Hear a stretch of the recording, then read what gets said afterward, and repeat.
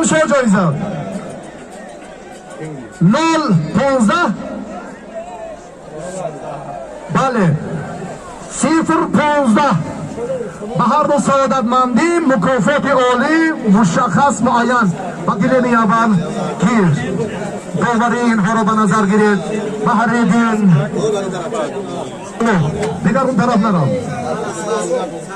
در نوارها نمایان هستم پرویزی خورشید بحریدین برادر عزیز همه سامانه های اجتماعی همه تلویزیون های دولتی حالا توجه برای انعکاس شاه جایزه اینجا بیاد اینجا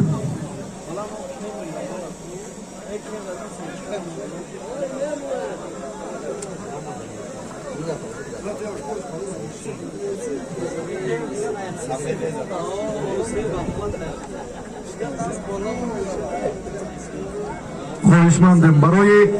ثبت درست همینطور متصدیان رفت آمد آزادتر کنید گلیم های دیگر آزادن هم گلیم باینده گشتین گیری در دیمون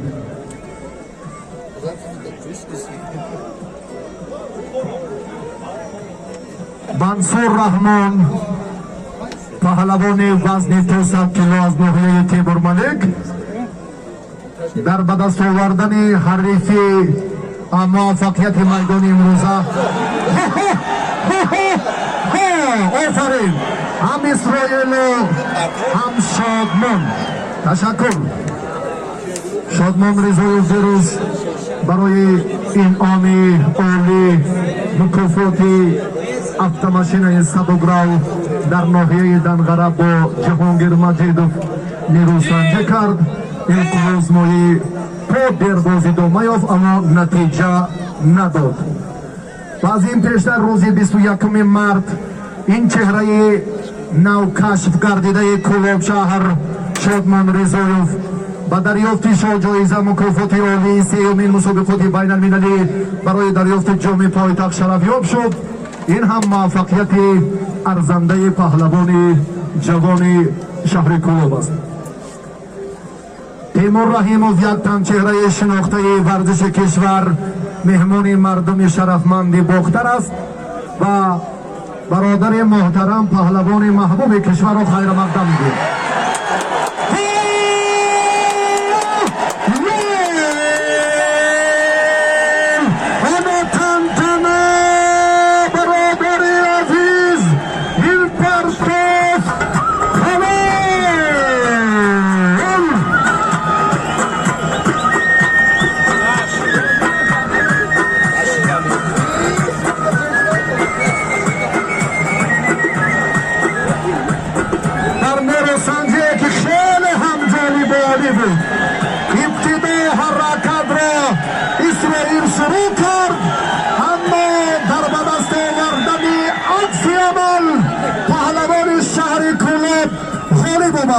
دلشوزاده علیبک داوری درجه جمهوریوی است سرداور و هیئت داوران همه نظر سنجی ها را دقیقاً حلال بیان کردند آفرین